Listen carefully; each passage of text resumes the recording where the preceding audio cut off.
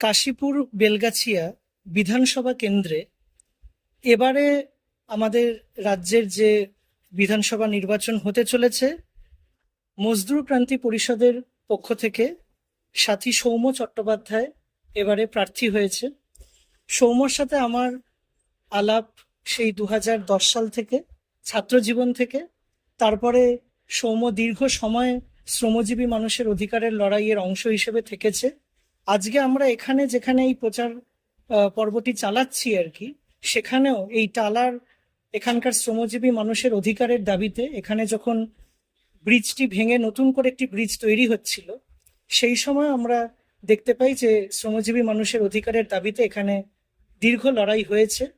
ফলে আমি সৌম্যকে একটু বলবো যে এবারে তুই যে প্রার্থী হলি এখানে, মানে তার প্রেক্ষাপটটা আর কি।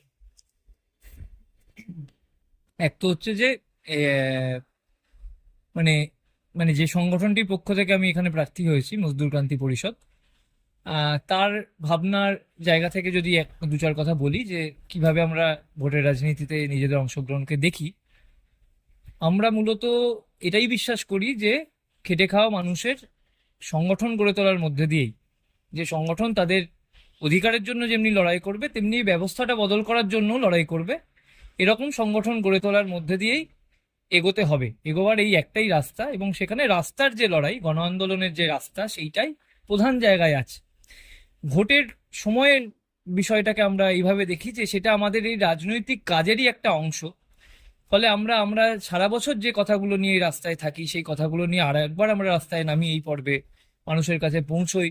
এবং আজকের সময়ে যদি বিশেষ করে দেখা যায়, আজকে এই রাজনীতি বলার প্রাসঙ্গিকতা আরো বেশি করে আমাদের মনে হচ্ছে এই জায়গা থেকে, যে সারা পৃথিবী জুড়ে, সারা দেশ জুড়ে যদি দেখি, যেভাবে খেটে খাওয়া মানুষের দীর্ঘদিনের অর্জিত অধিকারগুলোকে কেড়ে নেওয়া হচ্ছে, এবং এক ধরনের যদি বলি যে গণতন্ত্র বা লড়াইয়ের যে ময়দানটা ছিল, যেখানে তার উল্টো দিকে, মানে শোষণের উল্টো দিকে মানুষের জায়গা সুরাহা পাওয়ার যেটুকু জায়গা ছিল, অবলম্বন ছিল, সেই অবলম্বনগুলো, জায়গাগুলো পুরোপুরি কেড়ে নেওয়া হচ্ছে, এরকম একটা পরিস্থিতি, এরকম একটা জিনিস চলছে সারা পৃথিবী জুড়ে, দেশ জুড়েও সেই ছবিটা চলছে।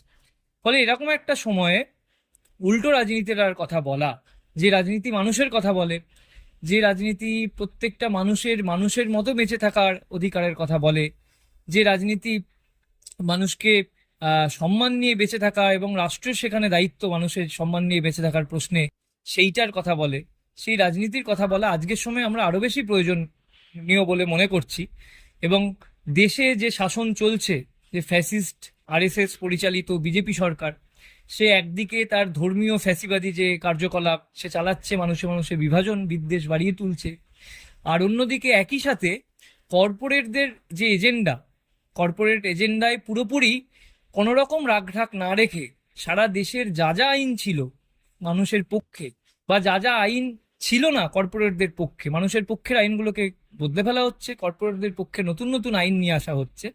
এবং সর্বশেষ উদাহরণ আমরা দেখলাম যে এসআইআর এর মধ্যে দিয়ে আজকে আমরা ভোটের সামনে এসে উপস্থিত হয়েছি। সেই এসআইআর প্রক্রিয়া একটা সম্পূর্ণ শ্রমজীবী মানুষের বিরুদ্ধে একটা যাওয়া একটা প্রক্রিয়া, যেটা একটা উদাহরণ আমাদের সামনে হাজির করছে যে দেশটা কোন জায়গায় যেতে চলেছে।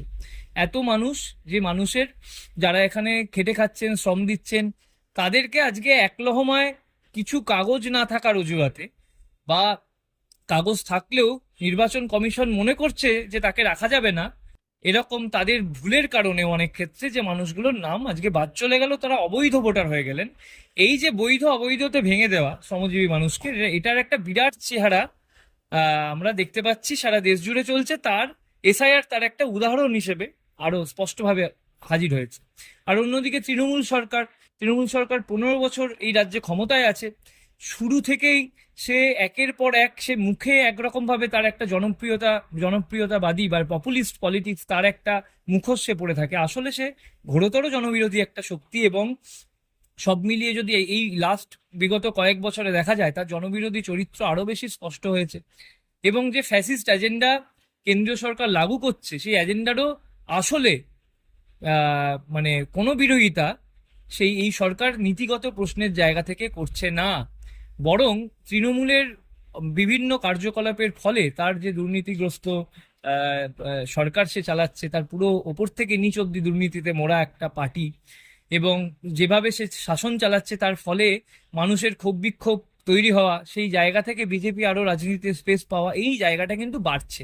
ফলে এখানে একটা ভিন্নতর কণ্ঠস্বর, যে কণ্ঠস্বরটা মূলত লড়াইয়ের মধ্যে দিয়েই মানুষের মুক্তি হবে, মানুষের অধিকার অর্জিত হবে, অধিকার টিকিয়ে রাখা যাবে, বাঁচিয়ে রাখা যাবে, এটা মনে করে, সেই কণ্ঠস্বরকে আজকে জোরালো করার প্রয়োজনীয়তা আমরা মনে করছি। সেই জায়গা থেকেই আমরা রাস্তায় নেমেছি। এবং এখানে নয়া উদারবাদী যে পলিটিক্স বা নয়া উদারবাদী যে পলিসি, তার উল্টো দিকে স্পষ্ট অবস্থান খুব জরুরি। সেটা শুধু মৌখিক অবস্থান নয়, সেখানে তার রূপায়ণের প্রশ্নেও নয়া উদারবাদী পলিটিক্স, নয়া উদারবাদী পলিসি এখানে যেভাবে বামফ্রন্ট আমলেও লাগু হয়েছে, আমরা তার বিরোধিতাতেও রাস্তায় ছিলাম। এবং বামপন্থীদের মধ্যেও যারা এখানে একভাবে শিল্পায়নের নাম করে নয়া উদারবাদের রাজনীতিকেই সমর্থন করেন, সেই জায়গা থেকেও আমরা মনে করি যে সেটাকেও একভাবে সেটারও আজকে আসলে ঘুরে দাঁড়াবার কোনো জায়গা নেই, এবং সেটাও আসলে এই দুয়ের বিরুদ্ধে কোনো মানে ওই অর্থে কোনো সংগ্রামী শক্তি হিসেবে উঠে দাঁড়াতে পারবে না। তাহলে এখানে সংগ্রামের একটা অন্য জায়গা তৈরি করার প্রয়োজনীয়তা রয়েছে। আর এই টালার কথা হলো যখন, এই কাশীপুর বেলগাছিয়া কেন্দ্রের মধ্যেই টালা পড়ে। এখানে 2019 সালে উচ্ছেদ হয়, টালা ব্রিজের তলা থেকে শতাধিক পরিবারকে উচ্ছেদ করা হয়। সেই নিয়ে দীর্ঘ আন্দোলন চলে। সেই আন্দোলনটা গড়ে ওঠে এখানকার বস্তিবাসী শ্রমজীবী অধিকার রক্ষা কমিটির মধ্যে দিয়ে, এখানকার সাধারণ মানুষের অংশগ্রহণের মধ্যে দিয়ে। আজকেও সেই লড়াই চলছে, আজকেও এখানকার মানুষরা উপযুক্ত বাসস্থান পাননি, তা নিয়ে নানা টালবাহানা চলছে।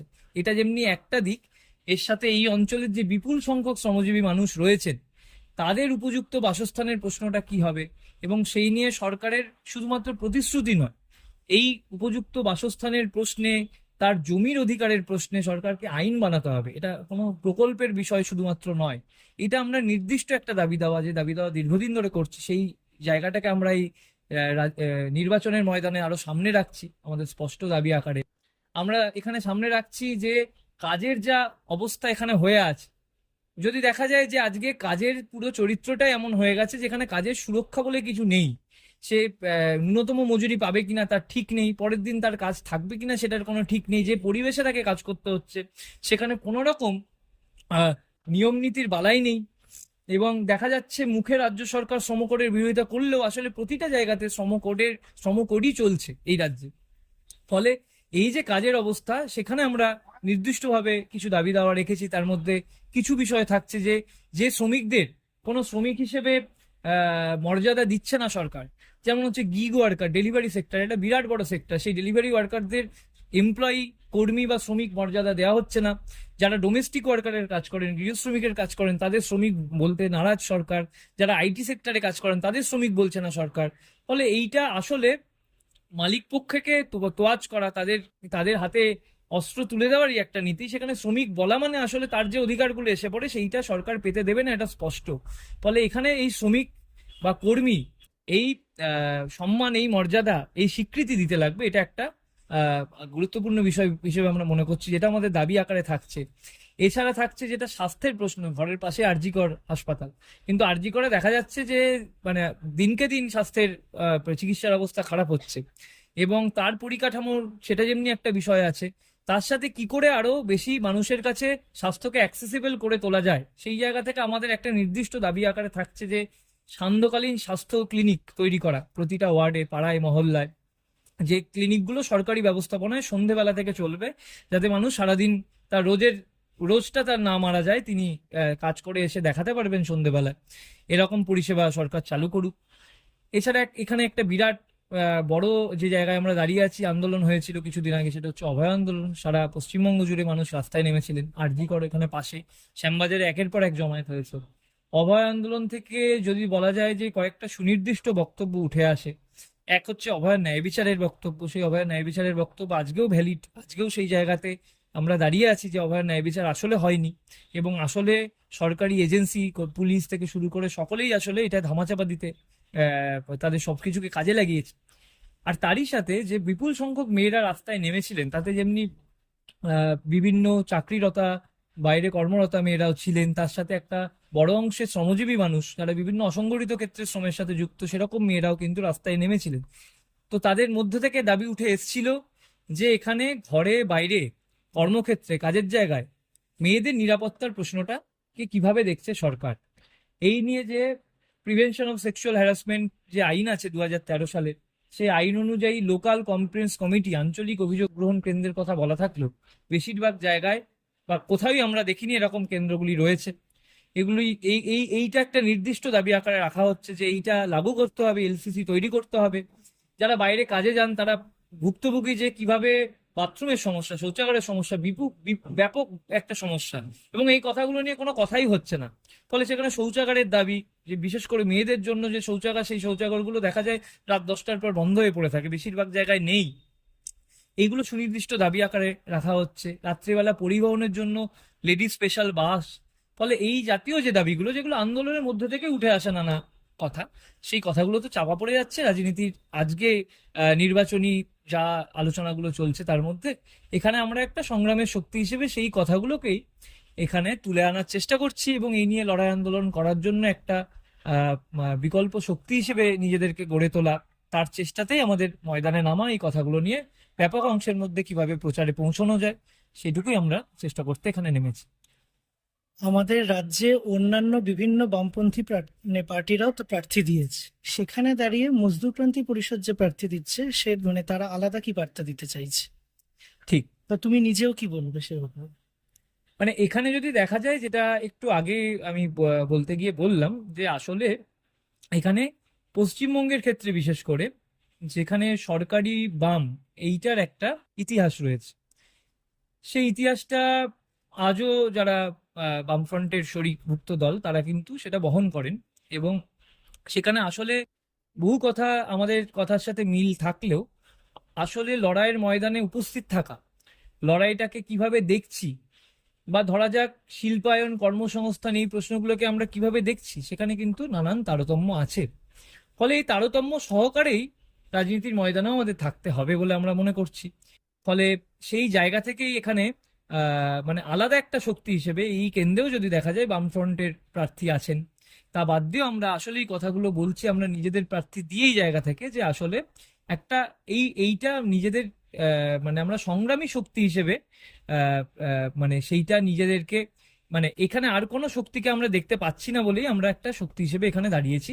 অন্য বিভিন্ন জায়গায় যে সংগ্রামী শক্তিরা, সংগ্রামী বামপন্থী শক্তি যারা দাঁড়াবেন, তাদেরকে আমরা সমর্থন করব। এমকেপি আরো বিভিন্ন কেন্দ্রে দাঁড়াচ্ছেন, সেখানে সব জায়গাতে আমরা তো আছি, অন্য জায়গাতেও আমরা সমর্থন করব। ফলে এই তারতম্য রাজনৈতিক কিন্তু রয়েছে, এই তারতম্য সহকারেই আমরা অবস্থান করছি। নির্বাচনের সময় সাধারণত বলা হয় শ্রমজীবী মানুষের কথাগুলো যেন কম আসে, অন্য কথার, রাস্তায় লাইট থাকবে ইত্যাদি, এই বিষয়গুলো বেশি করে তুলে ধরার একটা প্রচেষ্টা মিডিয়া করে।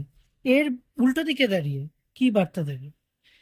না, এক তো হচ্ছে পরিষেবার বিষয় যেটা আছে, পরিষেবা তো অবশ্যই যিনি জনপ্রতিনিধি হবেন তার পরিষেবাগুলো দেওয়াটা তার কর্তব্য। আবার আরেকটা বিষয় হলো যে নীতির প্রশ্ন, মানে পলিসির প্রশ্ন। সেই পলিসি কি হবে, মানে দেশটা কিভাবে চলবে, বা দেশের এই সম্পদ, যে সম্পদ তৈরি করছেন কারা, তৈরি করছে খেটে খাওয়া মানুষ। ফলে এই সম্পদ যারা তৈরি করছেন, সেই সম্পদ কিভাবে ব্যবহার করা হবে, সেই প্রশ্নে তাদের কি অধিকারের জায়গা থাকছে, সেইটা একটা গুরুত্বপূর্ণ প্রশ্ন আজকের সময় রাজনীতির ক্ষেত্রে বলে আমরা মনে করছি। ফলে এটা আজকে আমরা যে কথাগুলো বলতে নেমেছি, সেখানে মুখ্য জায়গাটা কিন্তু এখানে। এবং সেখানে আরো যে বিষয়গুলোর সাথে জুড়ে আছে, স্বাস্থ্য পরিষেবার প্রশ্ন, তার সাথে বিভিন্ন পরিষেবাগত প্রশ্ন, জল নিকাশি ব্যবস্থা, এগুলো এর সাথে জুড়ে থাকা প্রশ্ন। মানে কিন্তু নীতিগতভাবে যদি দেখা যায়, নীতিগতভাবে সমাজটা যারা চালাচ্ছেন, সমাজটাকে যারা এগিয়ে নিয়ে চলেছেন, তাদের তাদের মতো করে সমাজটা চলবে কিনা, বা তাদের এখানে মানে নীতি নির্ধারণের প্রশ্নে তাদের বিষয়টা কিভাবে মাথায় রাখা হবে, এইটা আজকে রাজনীতির একটা, মানে আমরা যে রাজনীতিতে বিশ্বাস করি তার প্রধান জায়গা হিসেবে আমরা মনে করি। ফলে পরিষেবার প্রশ্নের সাথে এটা কন্ট্রাডিক্টরি, এটা সেই সেই কথাটা বলবো না।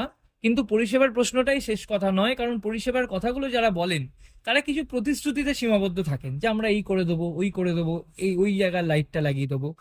আসলে এইটুকু বলাটা কাজ নয়। মানে আসলে মানে বিরাট একটা জিনিস চলছে, যে জিনিসটার মধ্যে দিয়ে নানা কিছু হচ্ছে, যেই হওয়াটা আহ সেই হওয়াটা কিন্তু বিধানসভা ভোটের আগে এই কথাগুলো হওয়া জরুরি। কারণ বিধানসভাতে হয় কি, বিধানসভা গঠন হওয়ার পর তো আসলে রাজ্যের যে নীতি, সেই নীতি তৈরি হবে, তার মধ্যে দিয়ে হওয়ার কথা। একজন এমএলএ তো শুধু পরিষেবা দেওয়া কাজ নয়, ফলে এই যে বিপুল সংখ্যক মানুষের ভোট পেয়ে তিনি যাচ্ছেন, যারা তাকে সমর্থনও করছেন প্রতিবাদ তার প্রতিশ্রুতিতে ভর করে, তার মাথার ছাদে নিশ্চয়তার প্রশ্নটাকে কিভাবে দেখা হচ্ছে?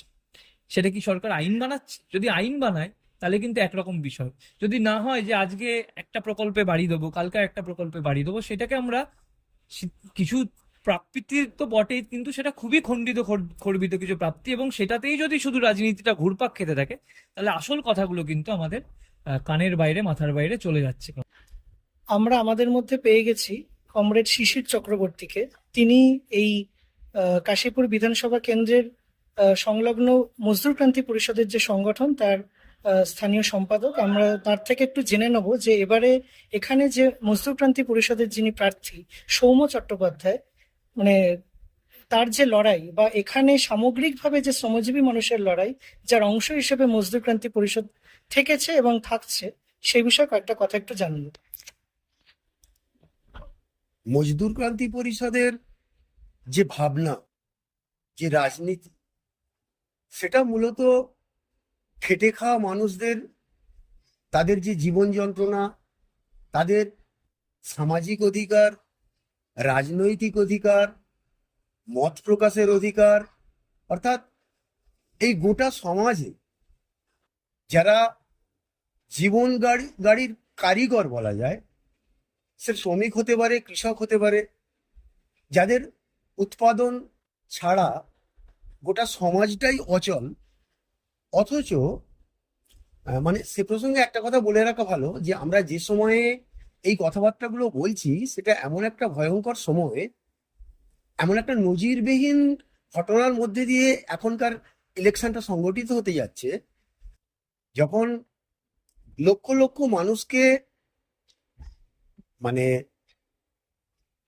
তার ভোটের অধিকার থেকে বঞ্চিত করে সমগ্র জনগণের মধ্যে দিয়ে যে একটা বিভাজন তৈরি করা, মানে কেন্দ্রীয় সরকারের মূলত তার ধর্মীয় বিভাজন যেমন আছে, তেমন তার ভিতরে গিয়েও আরো নানান যে বিভাজন, সেই বিভাজনের যে রাজনীতি গোটা সমাজে, এমনটা নয় যে এর আগেও খুব ভালো একটা অবস্থার মধ্যে দিয়ে চলছিল, তা চলছিল না, কিন্তু তা সত্ত্বেও এই মুহূর্তে খেটে খাওয়া মানুষের উপর যে আক্রমণ ক্রমশ বাড়ছে, সেই জায়গায় দাঁড়িয়ে এমকেপির যে ভিন্ন মত, তারা খেটে খাওয়া মানুষের যে অধিকার নিয়ে কথা বলে, যেমন তথাকথিত বামপন্থী যারা, বামফ্রন্টের বিভিন্ন প্রার্থী, তারা বিভিন্ন সময়ে সাধারণ মানুষের রুজি রুটির কথা বলেছে, তাদের লড়াই আন্দোলনের কথা বলেছে, কথা ঠিকই, কিন্তু কার্যক্ষেত্রে এমকেপির যে রাজনীতি বা তাদের মতো লড়াকু